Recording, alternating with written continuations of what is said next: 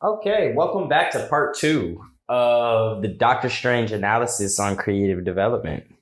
Last video, we talked about how Steven is a parallel to Tony in the idea of not just ego, but in how they see themselves in the world at the beginning of their films and where his parallel starts to contradict Tony's and it being science versus magic. Yeah, I think they also share a lot of character traits. Yeah, they do. I'm thinking about it right now. It's like they're both perfectionists. Yeah. Tony tinker till he got it right. Steven practice until he got it right. They're both. I think I wouldn't say Steven battled with PTSD like Tony, but they both had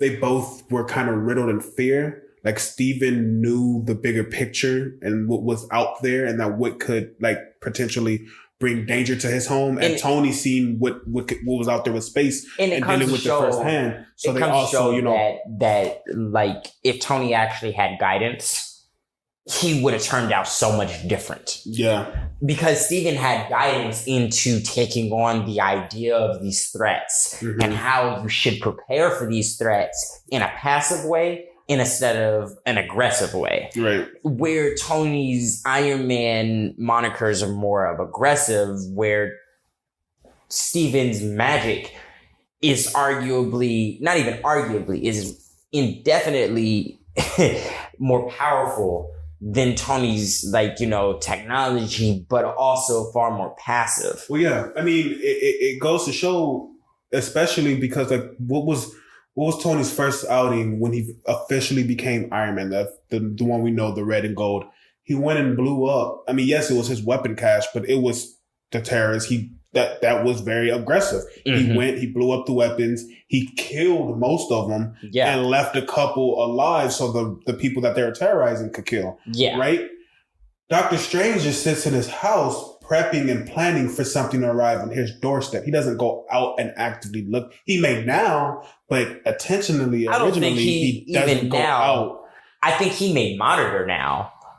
And because you have to think about it, Doctor Strange has magic. He has no need to step outside of his home. That's what I meant. I meant monitor further past than just Earth. You know what I mean? Now, for people that's what I really can't wait for is Doctor Strange 2, because I'm really interested in seeing how his character will evolve from dying, from being resurrected and to sending aliens to hell, which we found out that was a spell that he used. And it's the amount of power that this man possesses in Endgame is very formidable. He could have taken on a large amount of Thanos' army by himself if he wasn't held up by that tidal wave. Oh yeah, yeah.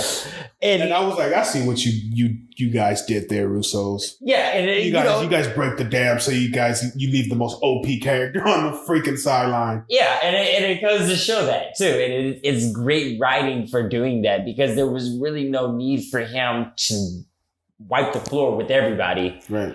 Outside of helping out what little he did. Yeah. Because he's protector of the world. He's not he's protector of magic in balance in the world. In the multiverse, really. Yeah, but only in pertaining, job, by the way. But it only pertains to Earth's multiverse. It's not any other planet. Well, yeah. So it's like he's not the Sorcerer Supreme for the universe. Yeah, exactly. And it's really sucky, because it's like you're the he should be. He should be. He's the most powerful sorcerer in the universe, in the multiverse. Exactly. But it's like he's not the Sorcerer Supreme of the universe, though. So it's like he's sitting there. He's like, well, I mean, if it ain't on Earth, I don't give a shit. Yeah. If it doesn't threaten Earth's population, then I don't really care. I also like Doctor Strange because this film exploits one of his, I guess, talents into why he's a genius, and his photographic memory. Oh yeah. He doesn't necessarily need to learn every spell, but he does need to read every book at least once. Mm-hmm. And he can practice that spell by recalling back to it. Yeah. And performing it perfectly based off of how the incantation says it's supposed to be performed without actually reading it. This is really just shown with his master control, or I would say his novice control at the time when he first tried using the time stone. Oh yeah. But he almost splintered his reality into multiple realities. Yeah, he almost splintered his reality into multiple ones with the mirror dimension. Yeah.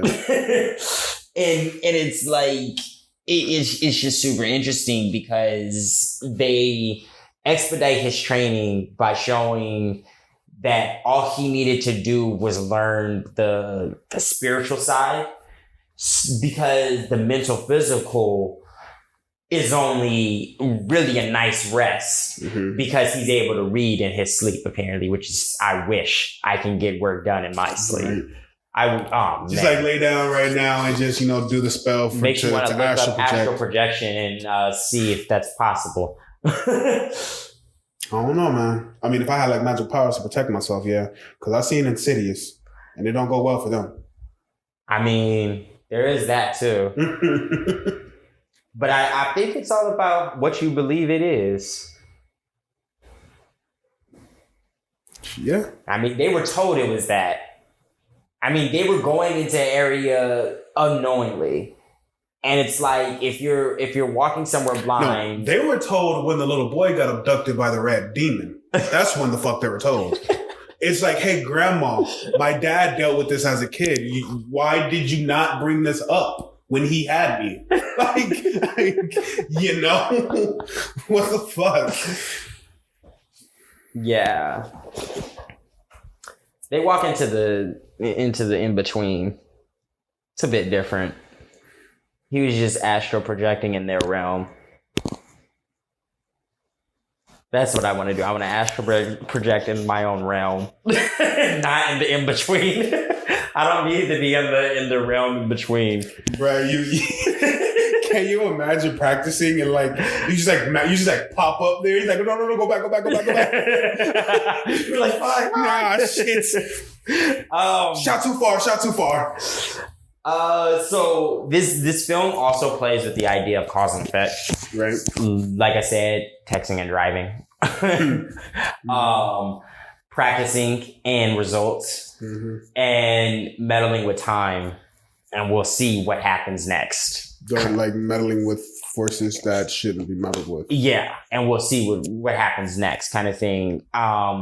It's not too much to say on this because we've only seen Doctor Strange so little, really, in three different films. Four different films. His own solo.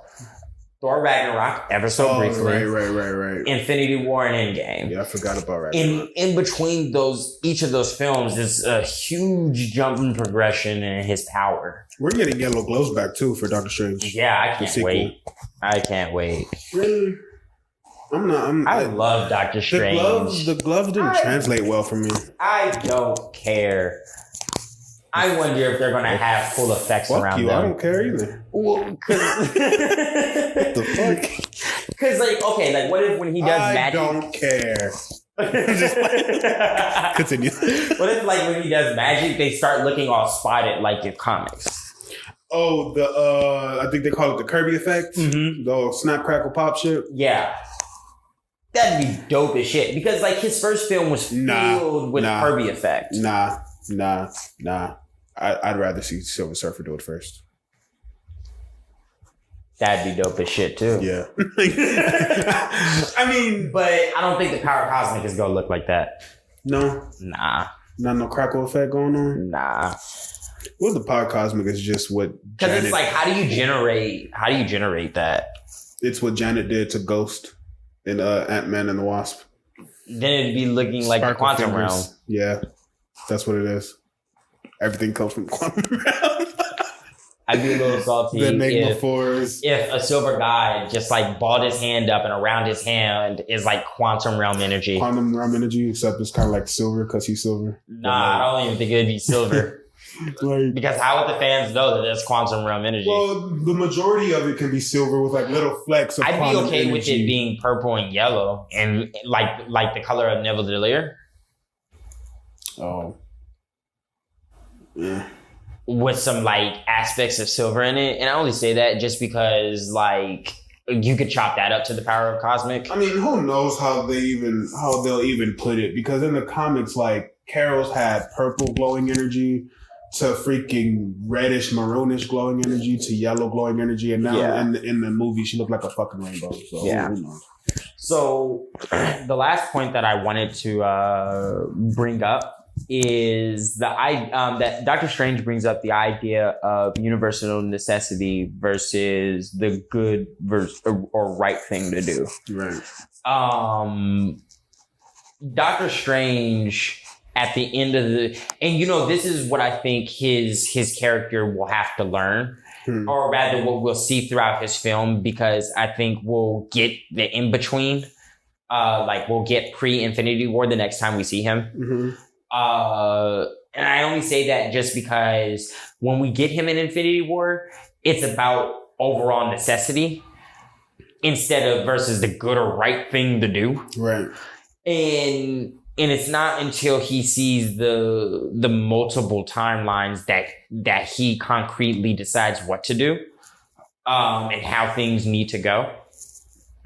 But I think throughout Doctor Strange's film, the lesson that's going to hit hard on him is him figuring out what is the necessity for the universe and the universal balance versus I'm human and my human side says that this is the right thing to do.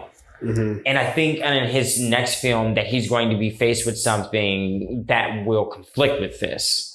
Maybe not. Maybe I could be completely wrong. But in this first film, it definitely was a theme where it was, what's the right thing to do with dealing with Dormammu? Mm-hmm. Allow him, protect the world or break the laws of time. And he decided to protect the world by breaking the laws of time. Right. And it's like, what consequences are going to come with him not doing this without disrupting the universal balance? Mm-hmm. And I think that's one of the things that I think we'll see in his next film. Okay. But that pretty much wraps up this video. Dr. Stephen Strange. Do you have any points? No, that's pretty much it. You said pretty much all of it. I mean, Doctor Strange is just one of those movies, like, I didn't necessarily get a lesson from it aside from don't text and drive.